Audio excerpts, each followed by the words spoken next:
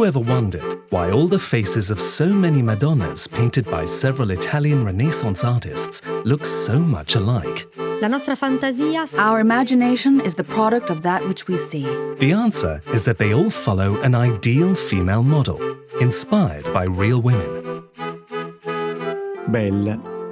Beautiful, blonde, modest, often looking downwards, thin lips, blue eyes. One of these is Chiara Fancelli, wife to Pietro Vannucci. The painter that we are talking about here, the man known to all as the Perugino.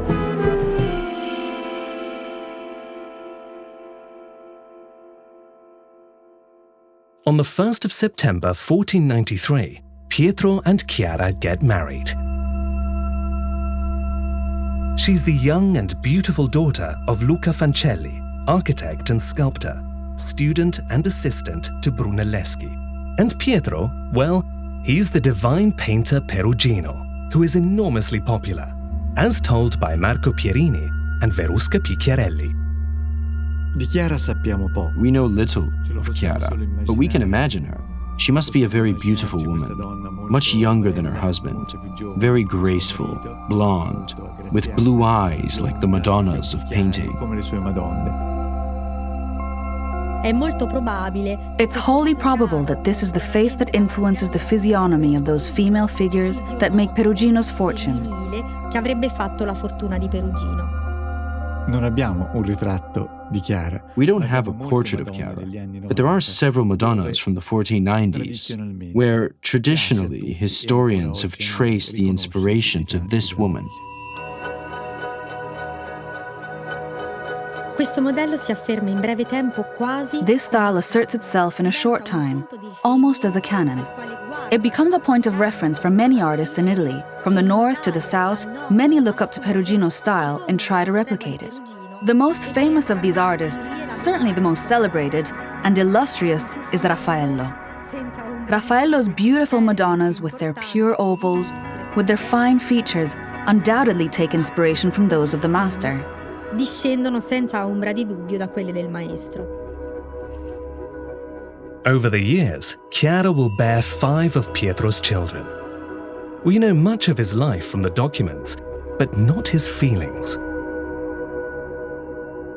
We'll never truly know how they feel for one another. We have no reason to think that Pietro doesn't love Chiara, although some sources tell us that he was quite popular with women. A story told by Vasari tells us that, indeed, he loves her so much that he even enjoys doing up her hair. If this is true, perhaps those complex hairstyles that we see on some of Pietro's Madonnas may even be his own creation. Painter, but also perhaps hairstylist. In any case, we can admire these hair designs in his paintings from the 1490s. Perhaps the legend of Perugino's hairstyling tendencies, which seem to have survived up to the 16th century, may even be a reflection of a previous tradition. It may be that the people of Florence were well aware of a strong bond between them. The years between 1400 and 1500 are a time of tremendous upheaval for Italy and the world as a whole.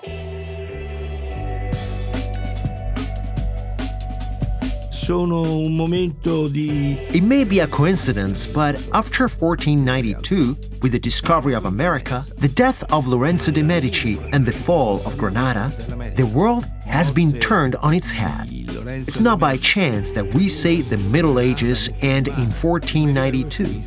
It's a matter of speech, of course, but an extremely effective one, with many elements that correspond to reality. From then on, time seems to speed up. Il tempo comincia a correre. In these complex and uncertain times, Perugino becomes more and more successful. He receives commissions and invitations from all over Italy. E davvero adesso tutti Everyone wants Perugino. They seek him out occasionally, to no avail. Ludovico il Moro, for example, who desperately tries for years and then finally gives up.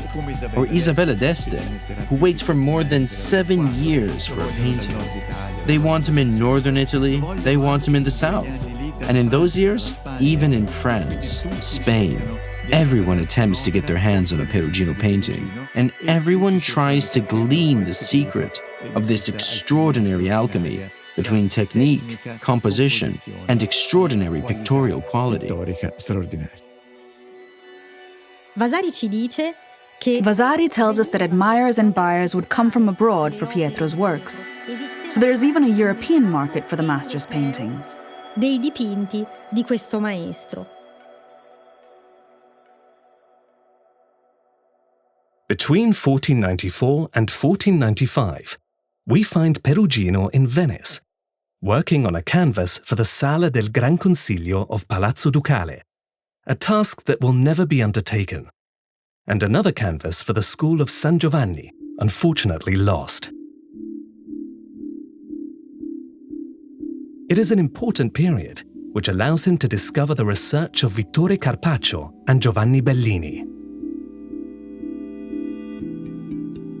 L'impatto di Perugino con Venezia deve essere stato... Venice's impact on Perugino seems to be dazzling. His career takes a sharp turn once he gets in touch with the city. What strikes him the most? Perhaps the incredible lights of the lagoon, with its golden and reddish reflections. Perhaps the works of the great masters bursting from the churches at the end of the 15th century. And the palaces, full of extraordinary masterpieces, starting with Giovanni Bellini. Without a doubt, in Bellini's painting, the presence of a background tone with a pinkish tint, which evokes either dawn or sunset at a particular point of light, has an extraordinary influence on the Umbrian painter. And we find evidence of this in the works produced from the mid-90s onwards.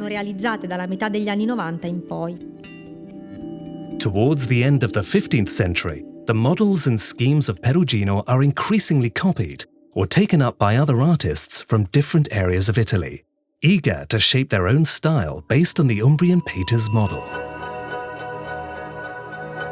This is a sign that his language is becoming national.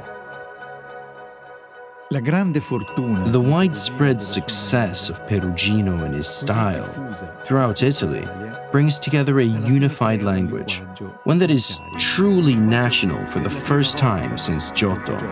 In every local school, there's someone, or more than one, who looks up to Perugino, who tries to imitate him, who perhaps translates him into a more popular vernacular or closer to the traditions of their own land.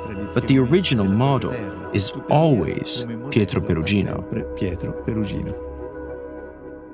Perugino enforces his canon in Italy not only through his style or his painting, but also by means of a successful iconography. First in line, his extraordinary Madonnas with child, and then more complex and articulate models, such as that of the Lamentation over the Dead Christ in Florence. The symmetrical arrangement of the figures, even figures that correspond to one another on the right and left, the reversal of order in the design, with celestial events depicted at the top and earthly events depicted on the ground, architectural structures that frame sacred scenes, landscapes. These are all novelties that ultimately become shared language, become canon, and once they become canon, they become a style that is repeated, and in the end, a style that even becomes tiring. His popularity brings with it an exponential increase in commissions, which were entrusted to him from all around Italy. In 1501, he also opens a workshop in Perugia, without, of course, closing that in Florence. However, in order to try to satisfy at least some of the demands, Perugino can't simply export a former model and compositional outlines. He has to export an entire work method. Perugino is a brilliant art entrepreneur, and he develops a system that works just like an assembly line. He invents a fast and effective way to replicate certain images, changing only a few details and keeping the original drawings and sketches in the workshop. For this reason, sometimes the paintings appear to be a sort of recombination or variation of works which appear in other cities, or even the same, Perugino makes just enough adjustments to justify the work as new and not a mere copy.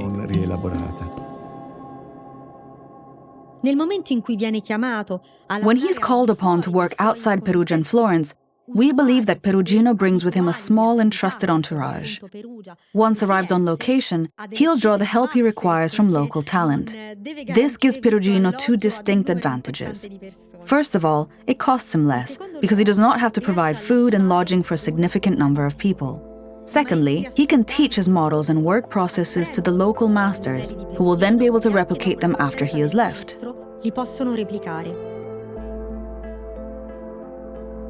We don't know well how he would treat his collaborators. We have some names. We certainly know of some great artists who trained under him, Raffaello above all. Perugino's workshop only produces works in his own style, even those he never lays a brush on. The stylistic imprint is so strong that every work of the master's school is recognizable. Every work that comes out of his workshop is his brainchild. Since the Middle Ages, strict organization makes it so only the image of the master can ever possibly come out of a renowned workshop, even when several people work on it. This is because the more mechanical parts are left to the students, collaborators and assistants. From copying models to transferring them to the final surface to the painting itself. Finally, it all comes together with the master's guidance, and the work is ready once he gives it the final touch. Two bustling workshops, a team of assistants, and a meticulously organized workflow. Perugino is truly a star in his field, proving exceptional business skills. However, there is a risk that everything will turn into mannerism, an excessive tendency to replicate the same works without any spark or innovation. Replication is common practice in art workshops, as long as they can still be considered as such. Once the artist starts to be seen as something different, such as an intellectual perhaps or a craftsman, the copy of models starts to be looked down upon instead. This is the reason why Vasari criticizes Perugino so much. He's a man between eras. He learned the craft during the Middle Ages, but his career has lasted long enough for him to move on to the Renaissance. Despite this, he'll never fully shed the traditional practices of his formative years. Over the years, this process leads to a decline in quality. In the early 16th century, Perugino's works are still faithful to his reputation across Italy. Later on, however, they become somewhat repetitive, and the heavy influence of less than brilliant collaborators starts to take its toll. In a letter that the banker and patron Agostino Chigi sends to his father, referring to Perugino, he writes, "I tell you that if he wants to work by his hand, he is the greatest master in Italy." When Agostino Chigi writes that Perugino is the best master in Italy, but also says when he wants to work by his hand, which is important, he confirms the established fame and success of Perugino. So it's a judgment on his style, a judgment on the quality of the works that come out of his workshop, and also a claim to modernity, because Perugino, at that time, is also the most modern painter among those who have already gained fame. And yet, it foresees a decline. One of his most unrelenting clients is undoubtedly Isabella d'Este. The Marquise of Mantua literally has Perugino chased by her messengers for more than 5 years. When we think of Isabella d'Este, we have before us a gallery of great works of art that represent her. We also think of the great lady who organizes her power so that the image of wealth, the image of perfection, and the image of beauty go hand in hand. Isabella d'Este has Perugino work on a battle between love and chastity, a work destined to her study in the Palazzo Ducale in Mantua, a space dedicated to knowledge, study, but also to the contemplation of beauty. This extraordinary woman is also a great art connoisseur, a true patron, and wants this special place This sort of retreat to be decorated with works by the greatest artists alive, and she's prepared to chase them down if necessary. Fortunately, we have today more than 50 letters that attest the tormented affair of the battle between love and chastity.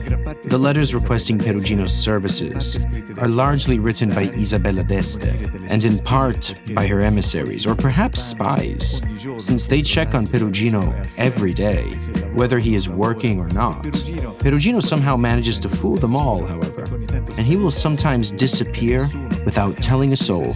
He will make up crazy excuses, illnesses, and even a long illness that lasts from Carnival until the Sunday after Easter.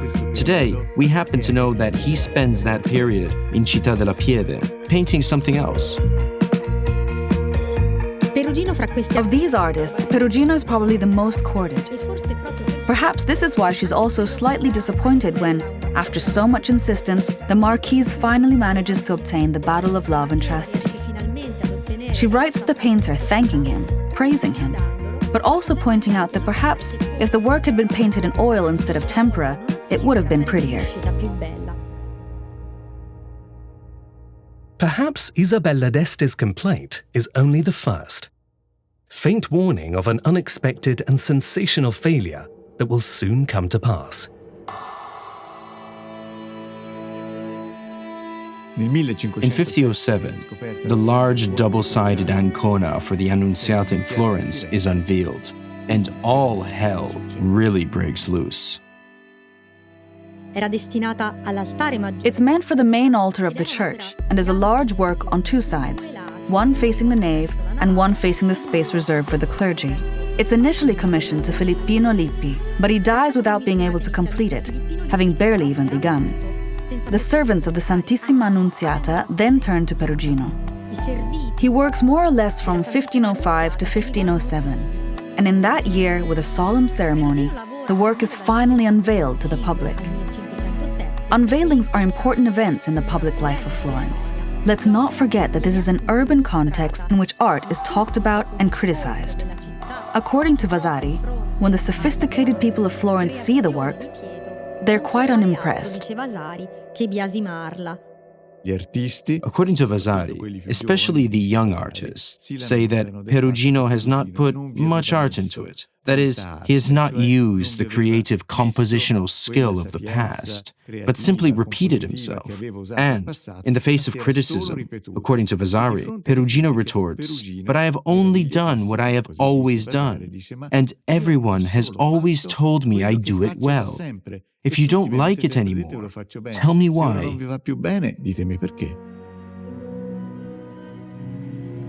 Times change. Tastes change. This is a rule that no one can avoid. The world that seemed peaceful, calm, and full of luxury now becomes a battlefield. The balance of peace and tranquility is disrupted. The time when one could travel safely is gone. Perugino himself starts to feel old. He can hardly handle it. At the end of the first decade of the 16th century, Perugino is an old man. Like many of his age, he no longer has the strength to reinvent himself. The world is passing him by, and the new world appears so much faster than before. The winds in Perugino's sails suddenly seem to let up, and he's well aware of it. He realizes it just in time to pull away from Florence and return to Perugia. At least there, he can still be the best master in Italy for some time longer. Perugino decides to permanently return to Umbria, where he knows he can still be the best and most requested artist, and where he can continue to work tirelessly until his death. It could almost be said that Perugino dies with his brush in his hand. Not exactly, of course, but he dies of the plague in Fontignano, where he has gone to paint a fresco. He's more than 70 years old, and not only is he still working, he's still working on large artworks even. He never grows tired of painting on scaffolds. It's a sort of tribute to his art and absolute devotion to painting, to which he has dedicated his entire life and all of his work and entrepreneurial skills. Pietro di Cristoforo Vannucci, known as Perugino, passes away in February 1523. In the following centuries, people speak of him often, and with varying tone.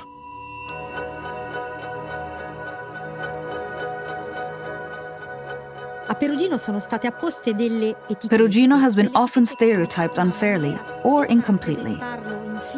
According to Vasari, Perugino was an example not to follow. The master who betrays his own art to turn it into a trade. Across the centuries, in the 1600s, he's remembered foremost as the teacher of Raffaello. He enters the art textbooks, but only through the back door, and only as a local glory. And so the painter of Perugia doesn't seem to be able to shed this reputation. A great disservice is done in the 19th century, when for the romantic-minded critics, Perugino becomes the prince of Christian art. He is seen as a mystic, as a painter imbued with religious sentiment and capable of transfusing it through his figures, but this seems to be far from his true purpose. In short, criticism and historiography have always conveyed an idea of Perugino as something related to something else.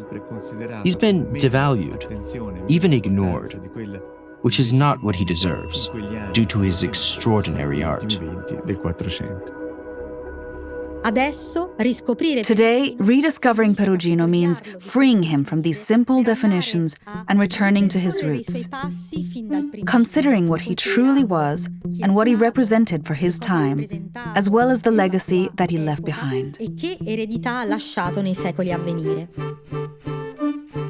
The story we have told is the story of Perugino, the greatest master of Italy.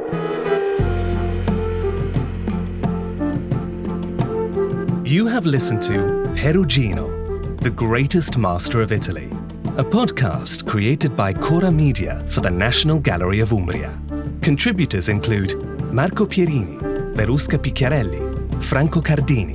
The narrator is Christopher Blake, Eric Alexander as Franco Cardini, Caterina Sforza as Verusca Picchiarelli, John Vincent Aquilecchia as Marco Pierini.